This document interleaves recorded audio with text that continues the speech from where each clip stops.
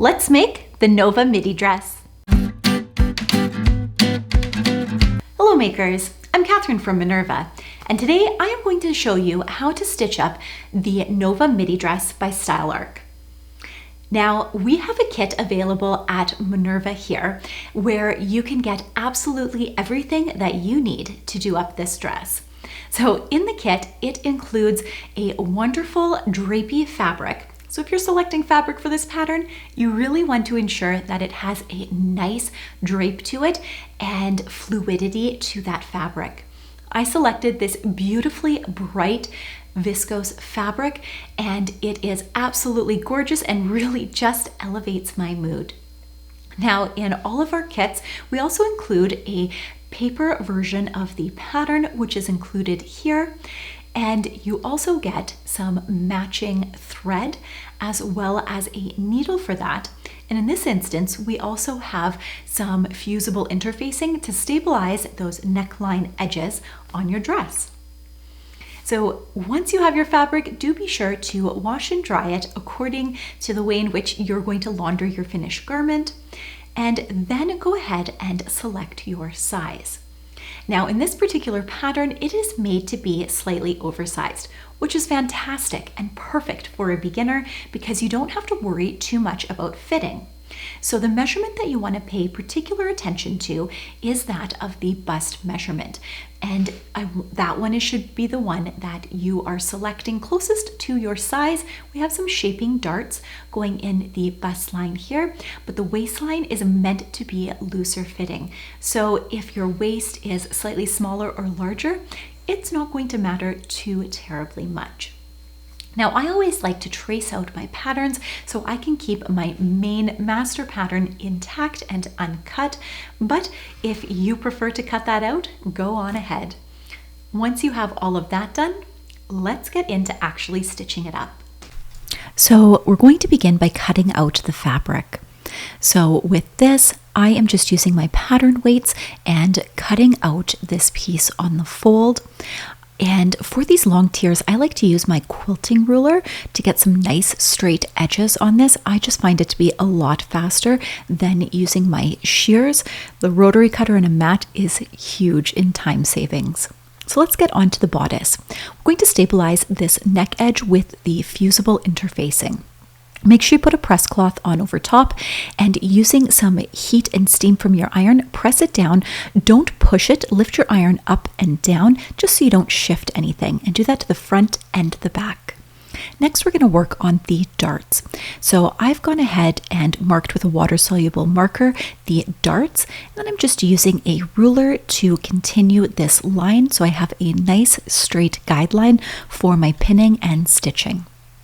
Now with the darts, we are going to fold it with right sides together, and starting along where the point is, I am going to place a pin in going through the line that we had just drawn on both sides. Then I'm going to do that at the top of the dart, and I'm just checking the back side to make sure that the pin goes straight through the line. So you can see my pins are going through the line, which means I've got it positioned correctly. Next, we are going to stitch the dart, backstitch at the start, but when you get to the point of the dart, don't backstitch and leave some long thread tails. Then, in order to secure your thread, go ahead and knot it 2 or 3 times to keep that thread in place. This prevents any bulk and gives a perfect dart. Next, I am going to press the darts. So for the outer fabric, you're going to press the bust darts down, and for the lining piece, we're going to press the darts up just so they balance each other out and it helps to reduce any further bulk. And you can see I've done the lining here as well. Now, the instructions on how to construct the bodice are just slightly different than the method I'm going to show you. I'm actually going to show you the burrito method of lining your bodice so that it is fully lined. Number one, it is much faster as well as easier. So I thought I would share you that nice little tip and trick today. So let's go into how to do the burrito method when lining your bodice. So when lining this, we are going to place the right sides together of both your bodice front and back pieces together at the shoulder seams. You're going to repeat this process as well for the lining. Stitch those shoulder seams, and then press them open because we want to reduce any bulk here. So you don't want to serge those edges together, and besides, they are going to be completely contained because it is fully lined. So once we have them pressed open, then we can take the outer fabric and the lining fabric and place them right sides together. So you're going to match up the front of the bodice main fabric with the front of the bodice lining, and the back of the main bodice main fabric with the back lining bodice. And I am just pinning around the neckline here. So going all the way around the neckline, I am inserting these pins, making sure everything is lining up nicely. So once we have that, we're going to stitch that together. And once it's stitched, I am just clipping about every inch just to create a little bit of ease when we turn this. Because it is a curve, we want to be able to not get any puckers. So I'm just turning it right side out here. So you can really start to see how this neckline is coming together. So next up, let's give it a nice good press. I like to use my pressing ham when I do this because it doesn't wrinkle any of the other fabric along this curve. And when you're pressing it, do be sure to really roll it towards the inside. And if you wanted to, you could understitch this as well. I omitted this step, but it's a really great step to include as well. And now for the burrito method, roll up one side and then grab the side just like so. And then you're going to match up that center seam along the armhole. And essentially you're basically touching the main fabric to the lining fabric along the side seams here. So I'm hoping that this video really teaches you how to do that because it makes it so much easier to do a fully lined bodice using this method. So right along the entire underarm seam here, we are just going to pin it, being careful not to catch anything that is rolled up on the inside. So I'm just using a decent amount of pins, and then I'm going to stitch right along this armhole. So once that's stitched, just like we did with the neckline, we are going to make clips about every inch just to create a bit of ease along that curved area. Then go inside and turn it right side out. So this is what it looks like when it is right side out and we have the neck or the armhole edge fully enclosed. So we just have one more edge to contend with, this other side here. So I am just laying it on my work surface and I'm rolling up the edge we had just stitched and exposing those two open edges there. Lay that flat and then place right sides to right sides, matching up the lining and the exterior fabric. And just place your pins in, being sure to match up that seam along the shoulder, going along the armhole edge here. And once we get this all pinned together, we can head on over to our sewing machine and stitch it up just like we did on the other side. So right here, be sure to backstitch and then just go ahead and stitch going all the way down through here, making sure your seams lie nice and flat along that shoulder seam and that they stay pressed open so you have no puckers or extra bulk in there. And once again, go ahead and clip those seams to create that ease for when we turn it out and press it. So reach inside, grab one end and pull it out. And now you will have a fully encased, fully lined bodice. So next we need to go ahead and press those curved armhole seams that we had just stitched.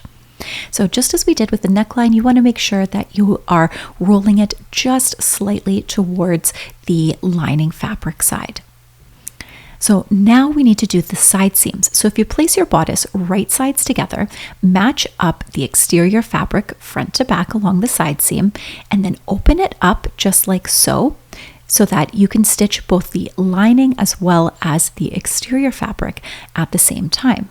So I am just pinning this piece right here where it matches up along the armhole seam, and I am ensuring that my seam allowances are pressed down towards my lining fabric, just because that's where I want the majority of that bulk to go. So you're just going to repeat that on the other side of the bodice, pulling it out and matching it together. And this way is so nice and fast when stitching up a bodice. and everything is fully enclosed on that as well. So go ahead and stitch going all the way down. And no need to clip these seams because they are not curved, but we do want to press them open. This will really help our bodice to lie nicely. So I like to use a sleeve roll to get in here and press these seams open, and repeat that on both sides. Flip it right side out. And then the last thing we need to do is just press that little area of the armhole edge that we had just stitched where that seam is, because it's not nice and crisp. So go ahead and just dot that with the iron really quickly with a wee bit of steam, and the bodice is nearly completed. And you can see everything is fully enclosed in this, and nice and quickly. So with this, I had decided to stitch the entire bottom 2 pieces together because I was going to serge the skirt on to finish the inside. Now for the skirt section, you can either stop at 2 tiers and have a dress that ends just above the knee, which is perfect for springtime and summer. Or you can add that 3rd tier on the bottom to get a midi length dress. I opted to go for the midi length dress just because I love the swooshiness of this skirt. So I'm going to show you how to do all 3 layers. But if you're making the shorter version, you just need to hem that lowest layer like you would my 3rd layer, and it goes exactly the same. So let's get to that. So for the skirt, we are going to take the 1st tier fabric, and we will have 2 pieces for this tier, and we are going to lay them right sides together. And with this, I am using a directional fabric, so just pay careful attention to the direction that you will be stitching it on. And I'm just going to pin the side seams here, and then I am going to stitch that, and I went ahead and serged those edges, or you could zigzag it if you don't have an overlocker. Then I'm going to run 2 rows of gathering stitches. So turn it to the highest length setting or the longest length setting on your sewing machine, and then pull on those bobbin threads. I like to stop my gathering stitches on either side of each of these seams, just so I don't have to go through the bulk of the seam. Plus, it allows greater control when I am gathering them up. I like to find the center of the ruffled skirt piece as well as the center of the bodice, and then each side seam. I pin those areas, and then I use the gathering stitches to pull towards the center, and then distribute those gathering stitches individually there. This really helps to control how my gathers are going and to ensure that the gathers are indeed even on both the front and the back and each quarter of that bodice or skirt panel. So that's just a trick that I like to use when gathering up those skirts. So you can see I'm just distributing it, and then I go ahead and pin it in place. So you're going to continue to do this all the way around the skirt. And once you have that done, go ahead and stitch it and then serge it in place. And it should look like this with your 1st tier attached on. And so you can see that it is gathered up nicely along the back as well as the front of our dress. And next up, we have our 2nd tier. So this is where you would stop, and you would actually go to the hemming section if you're making the shorter version. But if you are making the 3-tiered version, it is very similar to the process we just did, where we're going to match up those 2 side seams and stitch them up. So you can see that I have stitched them in place and done those gathering stitches as well. And then we are going to attach it to that 2nd layer. In a snap, it has been all pinned in place. And then I am going to stitch and serge around this like so. So you can see it has been stitched on here. And now we have the 2 layers all completed with the dress like so. And this would give a dress that falls just above the knee here. And now for the hem.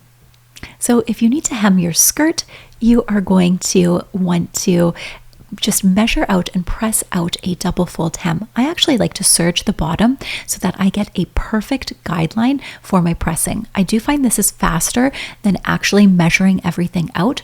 That being said, it does add a wee bit of bulk. I didn't mind it at all in this skirt, and this is a very lightweight fabric. So if you want to try this method out, you are welcome to do so as well. go ahead and pin it in place and then top stitch that.